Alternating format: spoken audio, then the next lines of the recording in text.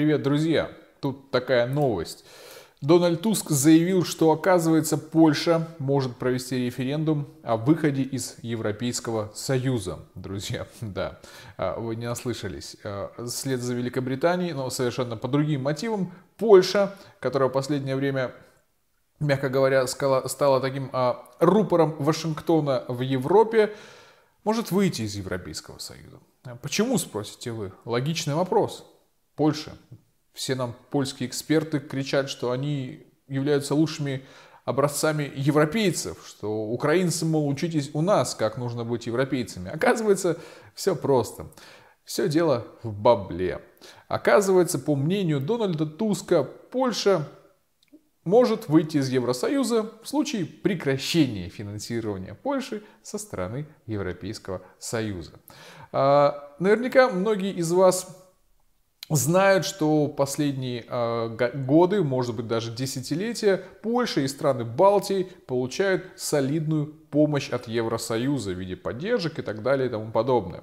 И буквально в конце этого года или в следующем году эта помощь полностью прекращается, и страны Балтии и Польша должны как бы выйти на самоокупаемость, выражаясь языком инвесторов. То есть Евросоюз проинвестировал в Польшу деньги, в страны Балтии, и сказал: хватит, ребята, вам помогать, начинайте-ка сами жить, а более того, неплохо было бы вложения начать возвращать. И вот глава Евросовета, поляк по национальности и бывший председатель Совета министров Польши, а ныне председатель Европейского Совета, как я уже сказал, Дональд Туск, заявил следующее.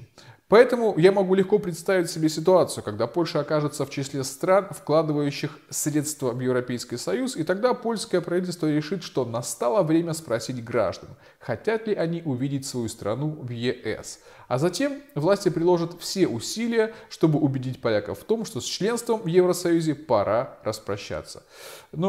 Друзья, я думаю, что многие из вас помнят о том, что я на одном из эфиров программы «Место встречи» на НТВ сказал, что там мне приписали, что я всем полякам сказал, да, власти Польши прежде всего, они были продажными, остаются продажными. Вот тут сам Дональд Туск, глава Еврокомиссии, чуть более дипломатичным языком, чуть более мягко говорит примерно то же самое.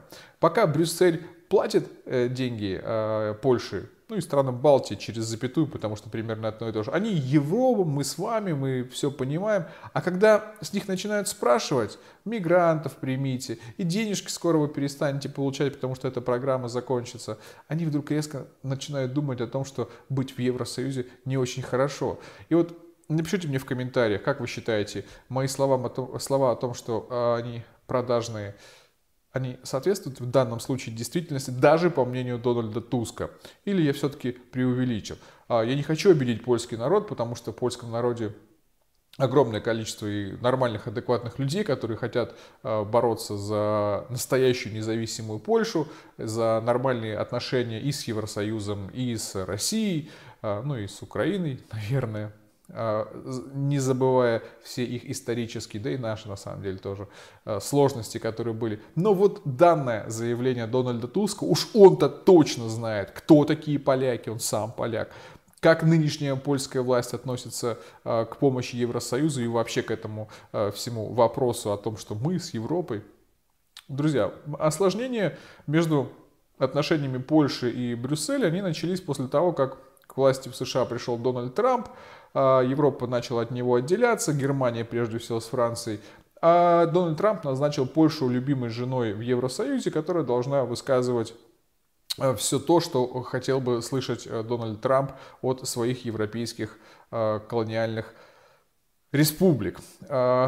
Польша услышал, Дональд Трамп для этого даже прилетал в Польшу и рассказывал, что у Польши великий путь исторический, что это там, вы слышали, знаете все это прекрасное дело. А вот тут, оказывается, друзья, дела обстоят иначе совершенно. Вывод из всей этой современной басни. Друзья, когда мы рассуждаем о Соединенных Штатах Америки, о Европе, о странах европейских, о народах, о национальных идеях, забудьте всю эту хрень нафиг. Нет этого больше ничего. Все решается через бабло. Если вам выгодно дружить, вы дружите. Если вам не выгодно дружить, вы не дружите. Пример Польши яркое тому подтверждение. Мы, кстати, тоже начинаем этому учиться. И я считаю, что это очень хорошо. Потому что России с Россией дружить выгодно. Сирия тому пример. Сирия дружит с Россией, Сирия получила выгоду. Мы на этом тоже заработали. Друзья, я писал большой материал в прошлом году, в конце прошлого года, о том, что мы получили в результате операции в Сирии. Поэтому мы тоже учимся на наших ошибках. Прошла пора, когда Советский Союз, от этого Российская империя, вкладывали в Польшу и в другие страны огромное количество денег для того, чтобы всем показать, как хорошо дружить с Россией, с Российской империей и с Советским Союзом. Вот, мол, мы вкладываемся в наши дружественные республики, мы вкладываемся в наши новые территории, которые граничат с Западом, чтобы показать всем то, насколько мы замечательная страна. Если я не ошибаюсь, то во времена Российской империи на каждый полученный рубль налогами или другими процессуальными изысками из бюджетов Польши деньги в российскую казну, мы вкладывали туда около 2 рублей. И еще, друзья, чтобы там те антисоветчики в Польше, которые говорят, что мы для них красные фашисты, знаете, о ком я говорю, да? Вот посмотрите замечательный график роста населения Польши. Вот во времена оккупации, страшной советской оккупации красными фашистами, вот такой вот был рост населения Польши. И вот, друзья, убыль населения Польши во времена свободной демократической дружбы за бабки с Евросоюзом и Соединенными Штатами Америки. Мне кажется, выводы очевидны. Всего вам доброго и до свидания.